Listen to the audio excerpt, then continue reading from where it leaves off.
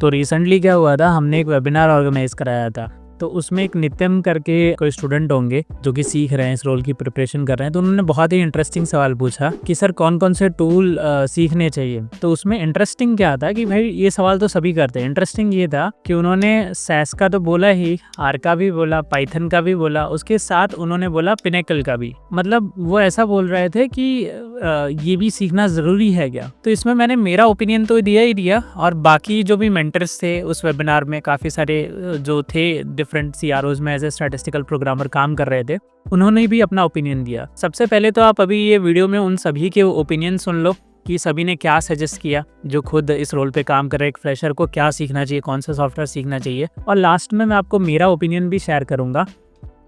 Nitin, please turn on your camera and go ahead with your question.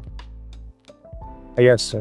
So currently, I am learning about CDISC. So, sir, in our institution, they told us about we need to learn Python, R, and right now they are saying about Finacle 21. In the long run, I am asking, do I need to learn more languages like Python?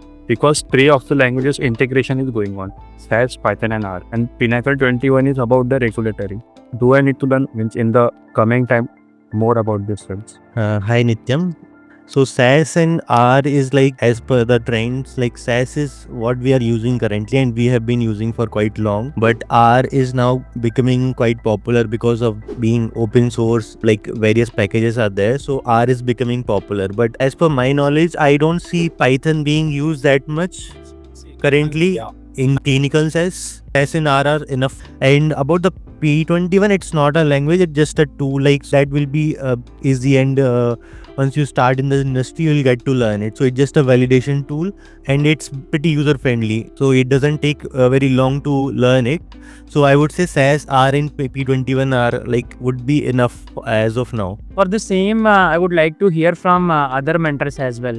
Saddam, let me hear something from you as well. Yeah, just one more point I would like to add to the Nityam's question. Like he asked about SAS, R, and Python. So right now in the clinical health science domain, we are mostly the core strength work, like we were looking in till 2023 for the SAS programmers only. But from the 2023, the most of the sponsor-based companies started submitting their whole clinical trial package into R. So that trend has been started from 23 onwards.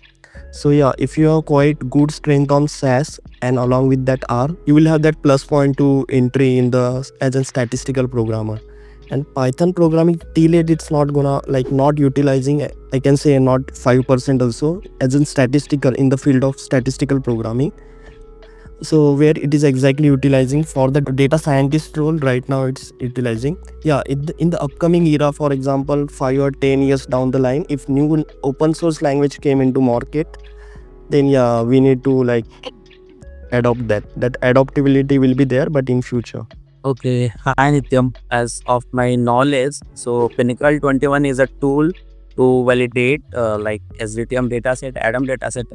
So it's not mandatory to learn about this tool. For example, you are aware the software languages SAS, R, Python, but Pinnacle 21 is not a software language. It's a tool to validate. So if you are a fresher and you want to go in and start your career in a clinical SAS programmer. I would like to add here. Actually, I agree with Saddam and Ashutosh, both of them, because in the industry, the programming team uses this tool to validate that as per the guidelines, ADAM and SDTM. It's a validation tool because we need to submit to the regulatory. So right now, as you are going to start your career, so you should have thorough knowledge which we giving you guys are getting from Subham regarding SAS and R and other. So you just please focus on those stuff. If you know this tool later, it is like a training by the team members. If it is a requirement and if they are assigning you this task, definitely they will teach you as well. So it's not an entry level requirement. Entry level requirement would be for you to learn these tools which you are getting training for them. तो अब जब आपने सबके opinion जान लिए हैं, तो मेरा ओपिनियन ये है गाइस कि देखो एक सीक्वेंस है। मतलब जब आप सॉफ्टवेयर सीखते हो ना इस रोल के लिए, तो सबसे पहले आपको SAS सॉफ्टवेयर सीखना है, उसके बाद आपको आर सॉफ्टवेयर सीखना है, और फिर भी सीखने का मन हो तब आपको पाइथन सीखना है। ठीक है, तो मार्केट के हिसाब से क्या इनफ है, मतलब क्या सीख के आप किसी भी कंपनी में जॉब ले सकते हो, वो है सैस और आर। ठीक है, अगर पाइथन सीख लेते हो तो और अच्छी बात है, उसमें कोई बुरी बात नहीं है। बट अगर आपको प्रिपेयर करना है क्लिनिकल सैस रोल के लिए तो ये 2 सॉफ्टवेयर इनफ होते हैं। डोमेन नॉलेज में क्या चाहिए होता है उसके लिए मैं शायद एक अलग से वीडियो बना सकता हूँ, डिटेल में बता सकता हूँ, क्योंकि काफ़ी सारी चीज़ें होती है, उसमें भी डिटेल में जाएंगे। बट सॉफ्टवेयर में ये सीक्वेंस होना चाहिए, सबसे पहले आपको सैस सीखना चाहिए, फिर आर एंड फिर पाइथन। अगर इस सीक्वेंस में सीखोगे तो आपके लिए काफ़ी अच्छी चीज़ होगी। तो बस, और भी कोई डाउट या कुछ भी क्वेश्चन हो तो आप मुझे कमेंट में पूछ सकते हैं, और बहुत सारे हमने वीडियोस बनाए हुए ऑलरेडी, वो भी जाके आप विजिट कर सकते हैं। और मिलते हैं अगली वीडियो में, तब तक के लिए शुक्रिया दोस्तों।